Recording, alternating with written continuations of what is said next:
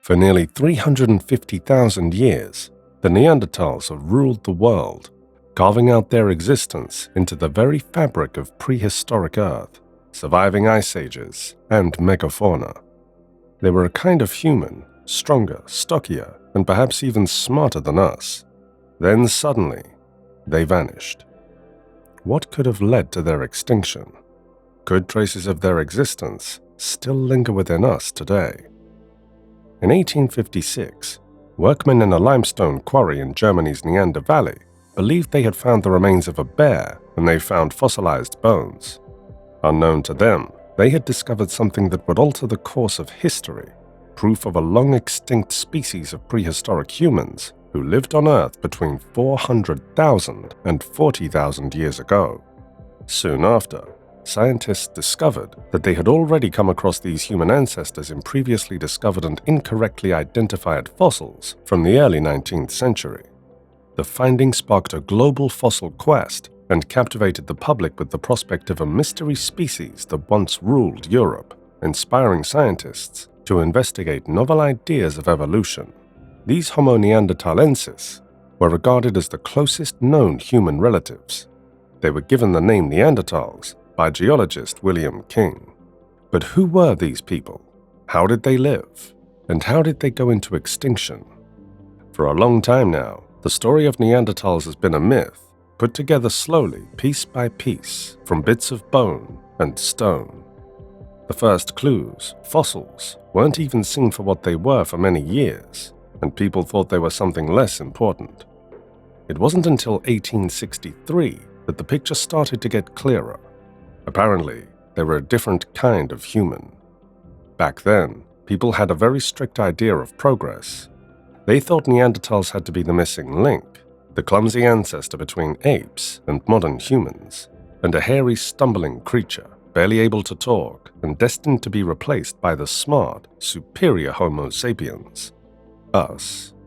The surprising thing is that this idea made people feel good about themselves, as if evolution were a neat upward climb to our perfection. But that picture, it was wrong. That's because as time went on, our understanding grew little by little. The old ideas started to fall apart, as we learned that the way humans evolved wasn't a straight line or a simple ladder with Homo sapiens at the top, but it was more like a tangled bush, with branches going in different directions. Some did well for a while, others died out. And the Neanderthals? They weren't some failed experiment. Rather, they were us, but different. Now, imagine a world not so long ago in the grand scheme of things. A world where two kinds of humans walked the earth. Homo sapiens, that's us. And then, there's Homo neanderthalensis. It happened that for a long, long time, the differences were small things only experts could see in old skulls and the tools they left behind. Less than 500,000 years ago, our ancestors were the same, living in Africa. Then, something happened. It came at a time when a group left Africa, heading north into a world of ice and mountains, of woolly mammoths and cave bears. They changed to fit their surroundings, their bodies adapting to the cold as they became the Neanderthals. And those who stayed in Africa became us, Homo sapiens. For hundreds of thousands of years following this event, these two kinds of humans lived, evolved, and did well. Neanderthals in Europe, Homo sapiens in Africa. Their lives for a short time were pretty similar. They both hunted, made tools, both struggled to survive, and for a time, the world was big enough for both of them. Then, the world started to change, a change that turned everything around. Homo sapiens started to move out of Africa, slowly at first, then in bigger groups. They carried new ideas, new tools, and maybe new sicknesses. They met the Neanderthals in the Middle East, in Europe. Then, what happened next? That's the mystery that has puzzled many for generations.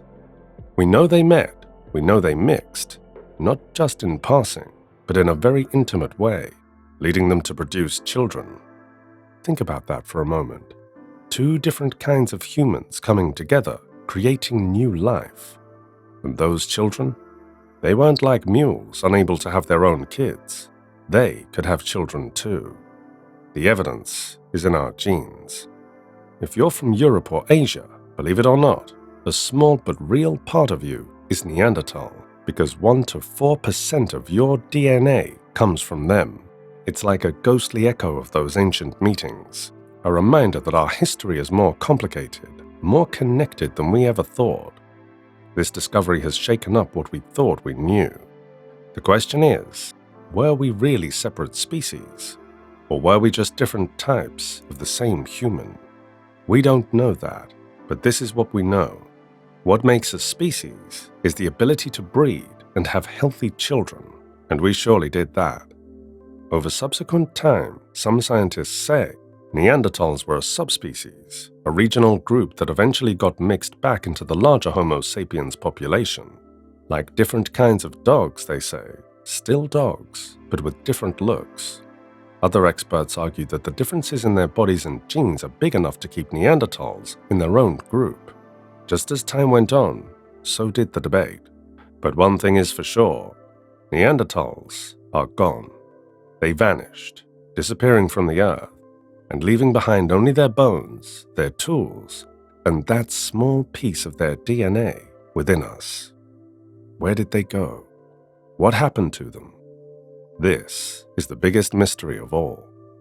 The truth remains that for hundreds of thousands of years, the Neanderthals had done well in a tough environment, surviving ice ages, hunting giant animals, and mastering fire.